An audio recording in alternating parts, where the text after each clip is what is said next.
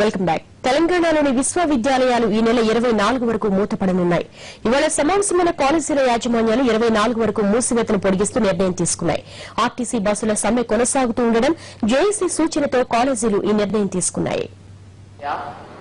విద్యార్థుల క్షేమం ఆలోచించి తెలంగాణ జాక్ రిక్వెస్ట్ మళ్లీ దృష్టిలో పెట్టుకుని 20 వరకు మేము ఏదైతే కళాశాలలు బంద్ చేయాలని అనుకున్నామో 20 నుంచి 24 వరకు ఎక్స్టెండ్ చేయడం జరిగింది.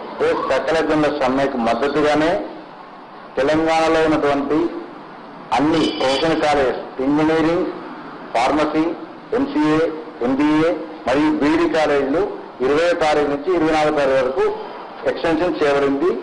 అందరూ కూడా యాజమాన్యాలు, ప్రిన్సిపల్, సిబ్బంది ప్రతి ఒక్కరు కూడా మాకు సహకరించాలని కోరుతున్నాము.